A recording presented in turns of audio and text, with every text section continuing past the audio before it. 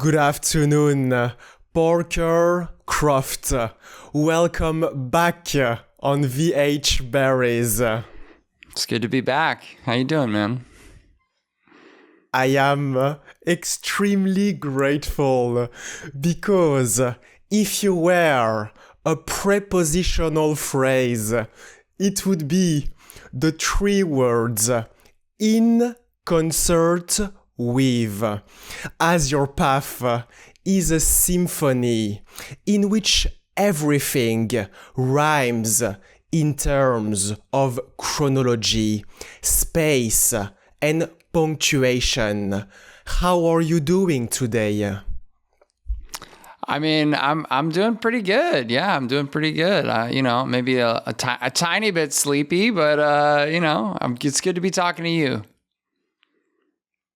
And as a matter of fact, Parker Hendrik Croft is unstoppable, except in front of metallic aluminum gray ladders, which obstructs his path as he wanders through West Hollywood on Tuesday mornings. This is true. I believe you're referring to the lovely mark on my forehead right now. Yeah. I don't know who it was, but I wandered right into a ladder, and I got the mark to prove it. Absolutely, Parker Croft, you have the mark to prove it, and a place in which you won't have this painstaking case and headache is in the Dummerstone town in Windham County in the state of Vermont, because there is a street called Black Mountain Road. Wow, I did not know that, but there might. You say there's a street in Vermont called Black Mountain Road as well. Indeed, wow. Parker Croft, there is an exact street named that way, which is a coincidence because you just finished working and filming a short film called The Liars of Black Mountain Road. Yeah, this is true. A couple days ago, we wrapped on The Liars of Black Mountain Road, which is it's a short film that I wrote with Nolan Gould and produced it with him, and he's starring in it as well, and he does a magnificent job in there. And it was quite a grueling shoot, but I also one of the funnest shoots I've ever been on. And it's the first film he's made under his new production company, Adversary Pictures. So I think he's off to a really good start with that company. He is off a good start with that project. And as you just mentioned, this is a co-production between Adversary Pictures and Paper Horse Picture. And I would love to explore that project that you just finished capturing through the lens of Zeiss lenses, as well as with the Sony's cutting edge camera, Venus 1 camera. Yeah, that came together in a sort of bizarrely serendipitous way, I would say. So we were looking for lenses for the project, and we got hooked up with some people at Zeiss, and I was familiar with Zeiss, but I shot actually the first film I ever shot, Falling Overnight, we shot with Zeiss's I want to say CP1s, which is their like very first like iteration of these like really compact prime lenses. And they're definitely, they met the needs of our project, but that was my only like really like direct experience with them. But they obviously, Zeiss has made famous lenses for ever and ever and ever. And so we were kind of like stoked to see what else they were, had available, and maybe we could work something out. And so we went over there and did a whole like lens test and like learned all about Zeiss. And they were talking about this new line of lenses they have called the Nanos. And I hadn't even heard of them yet, but I was like really kind of like impressed with the way they looked and the way they performed. It was definitely like worlds different than the compact primes. But the deal was that they only came in E mount, which is Sony's mount. So, I'd really loved shooting on, the Alexa, and we were looking at the Alexa LF. I kind of wanted to shoot it on a full frame camera this time. So we decided to, test it with the Venice 1. And they created a pretty astounding image. So we took the full set of the Nanos, and then we used their cinema zooms as well, because there's a couple zoom shots in it. And it's also a first for me. I've never shot with zoom lenses before, but I was like, this feels like there's a couple shots in here that feel right. And there's some, it felt like a good match. And then we were actually lucky enough to shoot with their Supremes as well.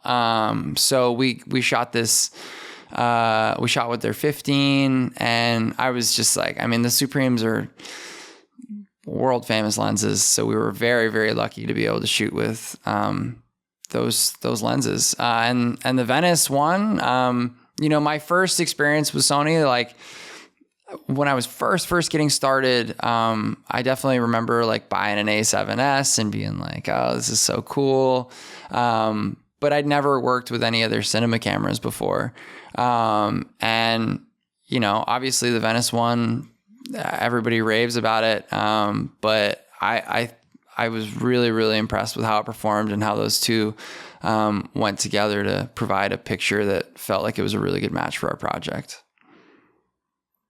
If I understood correctly, Parker Hendrik Croft, you're stepping out of your comfort zone by using a zoom lenses for the first time. Yeah. And that short film called The Liars of Black Mountain Road was filmed in Castaic in California, in an incorporated community located in the northwestern part of Los Angeles County.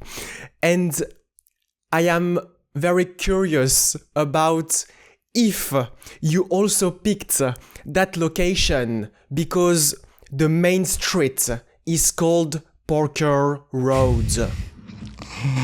We turned off on Parker Road to go to our location. We learned that, but sometimes you just, you got to read the signs, once they're laid out before you. So originally we were actually supposed to shoot, in Idlewild, which is where the Black Mountain Road that the movie's named after is located. Nolan is very familiar with Idlewild, and I had been there a couple of times. It's beautiful. And then we were looking at like Lake Arrowhead and such, but the sort of like barren, sort of high desert really felt like this incredible match for our story. And so, we wanted to make sure that we could basically, that the light was going to be right, and that when you're filming on a road, there's a lot of considerations, both narratively and technically, and that felt like it was the best choice for our movie. So we felt it was like, it was supposed to be nice and cool because we were supposed to film up in the mountains, and it just got hotter and hotter and hotter. And I think by the time we were filming, even though it was like late October or whatever, it was in the 90s, dude. It was crazy. Absolutely, Parker Croft. It was the right decision to not film that short film on the Parker Road, because we do not want a story like this on that road.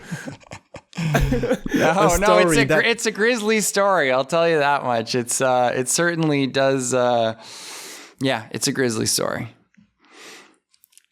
A grisly story, Parker Croft, that talks about a couple that self-destruct after they accidentally hit a dog on the road and have to deal with it. So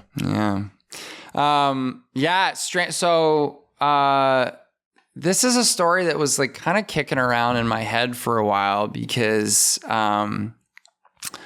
so I'll just, basically when I was driving back from New York one day, I came around the bend and a dog ran right in front of my car. And there was this like 15-second moment where I thought that I'd killed this dog. And I was like, it sort of horrified me to the core of myself. I'm a big animal lover, and it had a really big impact. I was actually in the car with my wife at the time, and then the dog got up and ran away into the woods, and I was sort of like, I didn't really know what to do, because even though the dog was like alive, I felt like I needed to contact the owner and to make sense of this somehow.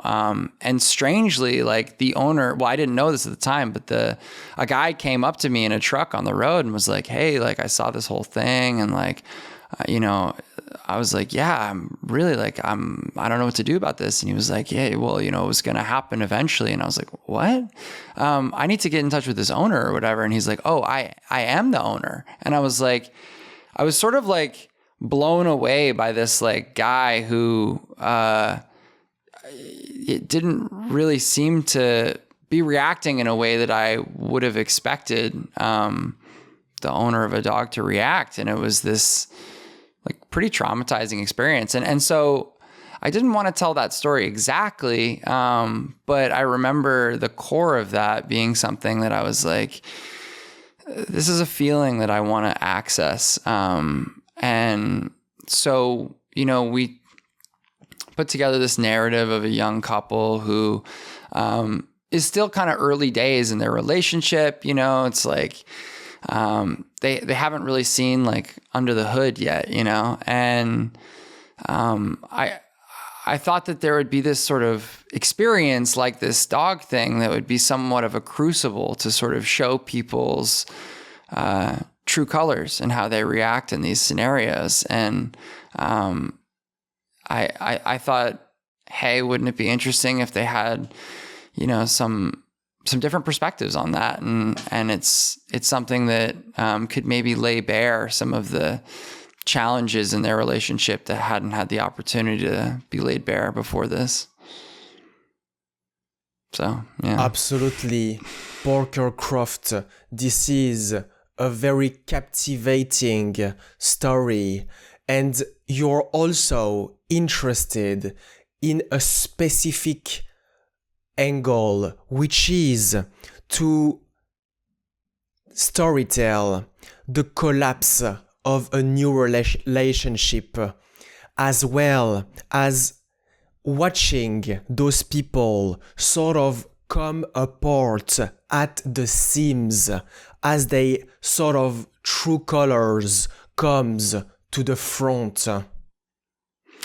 Yeah. I mean, I'm a person who like really. There's a lot of filmmakers that I really love that, you know, do an incredible job of like unmaking characters. And one film that particularly was an inspiration to me was Ruben Östlund, who did Force Majeure. Probably he's most famous for Triangle of Sadness, but Force Majeure is a really an incredible story of a family that survives an avalanche, and you get to see how those two parents react really differently from that experience. And so I think that was something that we go a different direction with it, but I was really inspired by how expertly and sort of gracefully that character was unmade in that film. And yeah.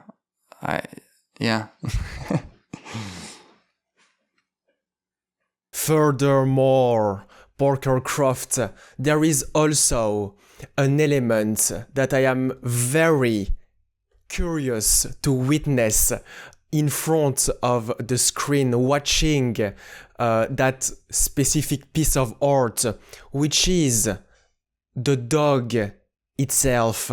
Because if I understood correctly, this is an animatronic one. Can you tell us a little bit more about it?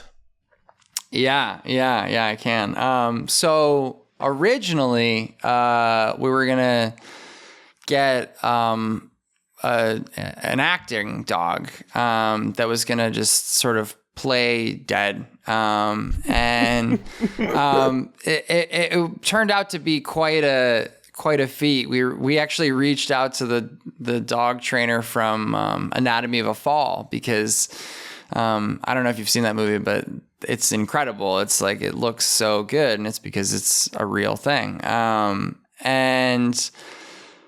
But it turned out to be like just way beyond the means of our project. So I was like, okay, what are our options? And then Nolan actually found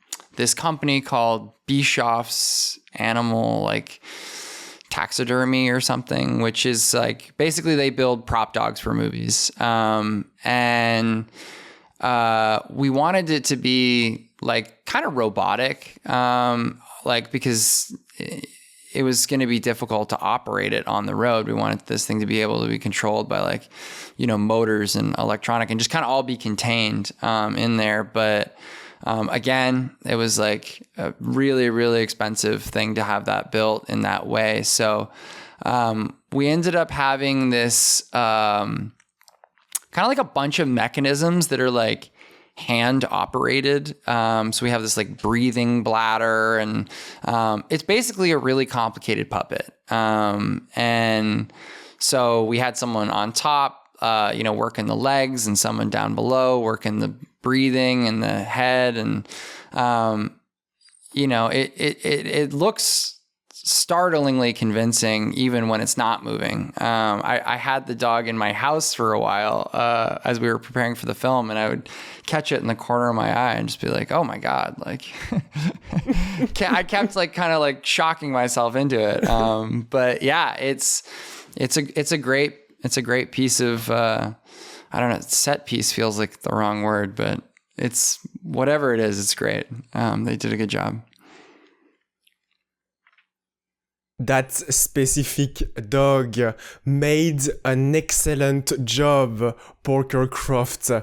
And I started our conversation by talking about a prepositional phrase. But if you were a verb, it would be the verb stacking, because this is what you are currently doing with multiple projects, including an animated one called Hell. Can you tell us a little bit more about it? Yeah. I absolutely can.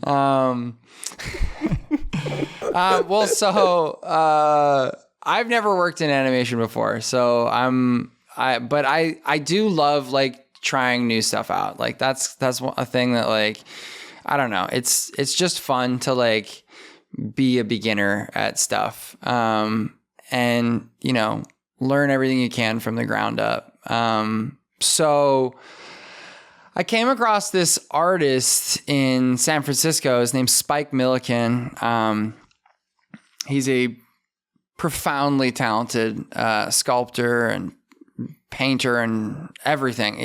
Everything he does is incredible. And I'm a big fan of him. And one night he shared this like piece of writing he had done, and I was like, oh, hey, like this is really cool. Like, and your art's really cool. Like maybe there's something here. I've never worked in animation before, but like, would you want to like do something about this? And he was like, yeah, sure. Why not? He's very like, he kind of jumps into stuff in a really beautiful way. And so I brought some of this stuff to Nolan, and I was like, yo, hey, like this seems like kind of a cool story. Like, do you have any interest in being involved in this? And he like right away connected with the material and was like, this is very cool.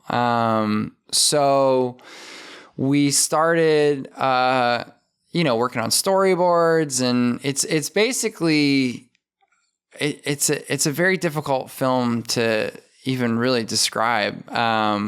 But I will say this, it's definitely stop motion. And it's a very short piece. It's going to be about 5 minutes.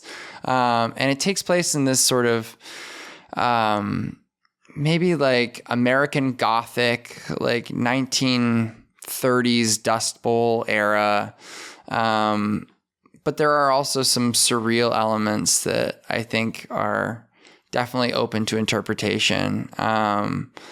But it's definitely a very dark piece. I think that like, when I saw Phil Tippett's last film, I was just like blown away by Mad God, which, he took 30 years to make. And it's like, I just love it. I love this sort of the beauty of the grotesque. And I don't know. It's kind of it's a lot. The movie's a lot, and some people connect to it less strongly than others. But I mean, I think everyone has a pretty strong reaction to it. I really enjoyed my reaction to it. And so, yeah, I think this, like, the film has definitely like a dark beauty to it. But I would say, yeah, I'm really excited to like learn about stop motion animation. As a kid, I like always loved it. Nightmare Before Christmas and all this stuff is like, I just think it's so unbelievably cool. And kind of the sky's the limit in terms of what you want to do. I mean, I think that, or at least it feels so right now, where it's like, hey, like we can kind of make any shot we want. We don't have to, there's very few constrictions. So that part I'm really excited about. I'm excited to learn about it. So that's kind of the next thing that we're doing. We just had our first pre-production meeting a couple days ago, and I don't know, I'm just really excited. So hopefully we'll start like genuinely shooting that thing in the next couple of months, and I can't wait for it to be ready, because I can't wait to see it myself. And that's kind of next up. That is kind of your next stop, because sky is the limit, and shooting that short film called Hell will be very different, because you're collaborating with San Francisco artist Spike Milliken, born in 1972. How do you visualize being a filmmaker? Because taking a picture after the other is a slow process. Yeah. So like, I definitely have like toyed around a little bit with like very rudimentary stop motion. And I think that like my hope is to shoot this at 24 frames a second. So there's going to be a lot of a lot of frames. I think that some people shoot stop motion, at different frame rates. I think some people go all the way. There's not a lot of rules. You can kind of pick what you want, I think. But yeah, I would say in terms of like sets and stuff, we're kind of getting like pretty granular right now. We're a little bit inspired by a short story called The Yellow Wallpaper, which is inspiring some of the interior shots, and really inspired by, again, the Dust Bowl era. So like we're having all these maquettes and stuff built in as realistic a way as we can. I know that some people have like different takes on how, warped the image can feel or whatever, but we're trying to like get this thing to be pretty true to life, although there will be some elements that really stand out because so much of the other stuff is scaled in and is so accurate. Spike is Spike will also be the production designer on the film, and he is very serious about bringing in, his knowledge of historical accuracy and things like that. But yeah, I mean, it's definitely going to have this sort of dark. I wouldn't say it's experimental because it's definitely narrative, but there is like a dreamlike quality to it, and there is a darkness to it that I think I hope is going to add up to something really cool. So we'll see what happens. This is Parker Croft going to be something really cool that is a mix of multiple genres, because you don't want to categorize it as sci-fi, but you also have a story set in the 90s, 20s in American Gothic Dust Bowl aesthetic.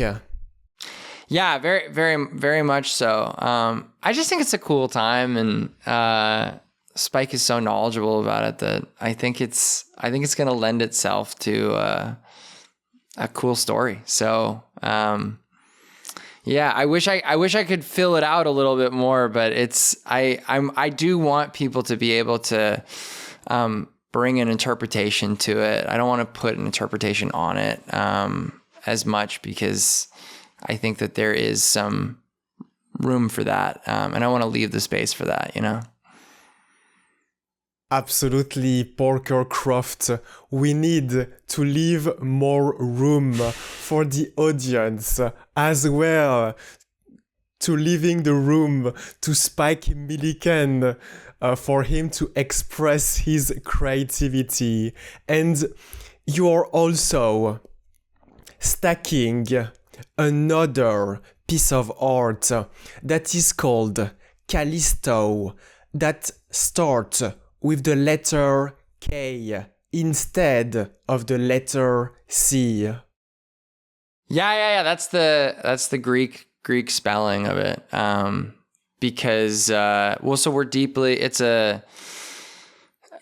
another somewhat dark film. We're gonna start that somewhat in concert with the Hell Project, because I think that's gonna have a longer time horizon there. But so Kallisto is a short film that is based off the Greek myth of Kallisto, which it's basically it's a tragedy about a young girl who was raped by Zeus, and so we're taking that and bringing that to a modern day long distance relationship, and basically having a couple as they navigate the sort of shadow of a sexual assault that is really present, because it's so horrendous. And it's this very like, it has some surreal elements into it, which I'm excited about exploring. But that is still early stages. I wrote the story with Nolan, and he will be starring in that film as well, and producing it as well under Adversary. But it's definitely a larger project than the Liars of Black Mountain Road. It's going to be, it's just going to be, it's a much more ambitious undertaking. And I think there is a larger story hiding in there as well. So, you know, as we make the short, I think we'll potentially look down the road and see, hey, do we want to expand this into a feature? I think at least it's possible. But yeah, it's just it's a more ambitious movie that I'm both excited to dive into and trepidatious at its scale, I would say. In conclusion, I am looking forward to see that trilogy of projects between Adversary Pictures and Paper Horse Pictures.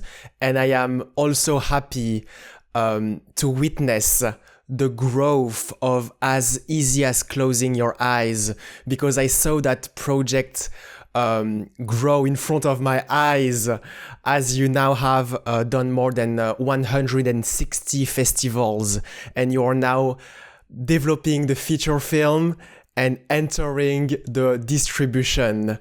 Thank you very much, Parker Hendrik Croft. Thank you very much for sitting down with me, Victor. You're a wonderful, wonderful interviewer.